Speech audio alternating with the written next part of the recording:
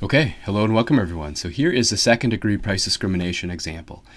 So suppose you have the option to produce different versions of a product or service, high quality or low quality. The marginal cost for low quality is 10 and the marginal cost for high quality is 15.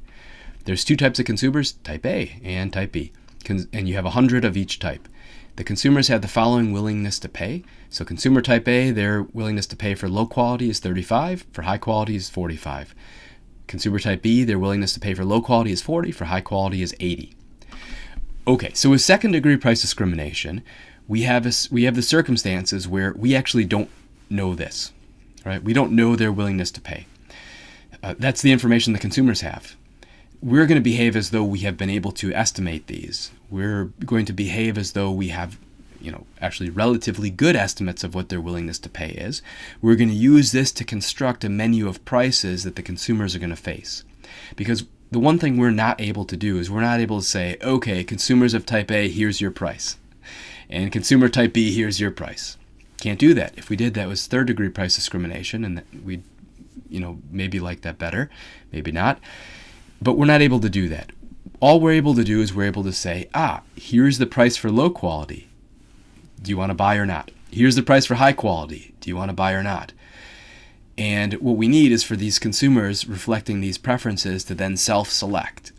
So every consumer is going to face the same prices, and then they're going to make their choice, buying or not buying, or buying one or the other. We're assuming that consumers are going to buy at most one unit of the product. I guess I didn't say that here, but in general, second degree price discrimination idea, we have two versions of the product. We have low quality and high quality, and the consumers are going to buy at most one unit. So they're either going to buy low quality or high quality or nothing. Okay, so suppose we only offer low quality, find the optimal price and profit. So we have to check, do we want to set the low quality at the willingness to pay of our type A consumers and sell to both them and the type B, or do we want to sell at the willingness to pay of the type B consumer and then we lose the type A? Then suppose we are only offering the high quality version, find the optimal price and profit. It's the exact same calculation, right? So do we want to sell at the price of at the willingness to pay of our type A consumer and then sell to both? Or do we want to sell at the willingness to pay of our type B consumers and then only sell to type B? And then lastly, suppose we offer both high and low quality. What are going to be the optimal prices and profits? And this is where we're actually doing second degree price discrimination. Second degree price discrimination here involves, let's set a price that's attractive for the low quality only to our type A consumers. And let's set a price for our high quality that's only attractive to our type B consumers. Okay, so let's go ahead and do that. Sorry about that. So suppose we only sell the low quality. We could set at a price of 35. That was our equal to the willingness to pay of our type A consumers. And it was below our willingness to pay of our type B consumers. So if we do this, both groups are going to buy. Our profits are going to be 35 minus 10, which was our marginal cost, times 200. Because everybody's buying, we had 100 of each type of consumer. So then our profits would be 5,000. Or we could set price equal to 40, and then our profits are going to be 40 minus 10 times 100, or 3,000. Why? Only our B consumers are going to buy. Right? Remember, these were our willingness to pay, so we can either sell low quality to both groups at this price or low quality to type B at that price. So that is the decision. Okay, well, clearly we want to sell to both, so we're going to set at the price of 35. Suppose we only sell the high quality version. Well, we could set the price of high quality of 80, and then our profits are going to be 6,500. Why? Well, we're going to get 80 from each of our 100 type B consumers. The marginal cost is 15, so our profits are going to be 6,500. Or we could set a price of 45, right? We could set the price of the high quality equal to 45 and sell to both both our type A and type B consumers. Well, we could do that. But in that case, our profits are only going to be 3,000, right? Because marginal cost is 15 times the I have 100 here. This should actually be times 200.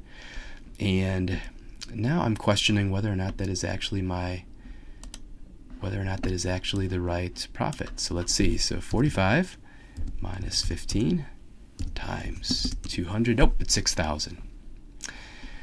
Right. Okay, so let's just leave this here.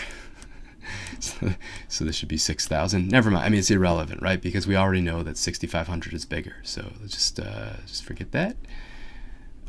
Right. Or we could sell both. We could sell both qualities. We could sell to our high quality, or we could sell to our. We could try to sell the high quality item to our type B consumers and the low quality item to our type A consumers. So if we do this, the prices we want to set are the price of the low quality equal to 35. We're going to set that as high as we can possibly get, such that our type A consumers still buy. And then we're going to set a price of 75 for our high quality. And then our type B consumers will buy the high quality item. When we do this, our profits are going to be 35 minus 10 times 100, or 2,500, and 75 minus 15 times 100, or 6,000, for profits of 8,500.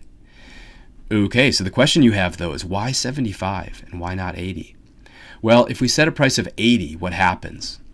So look at our willingness to pay table.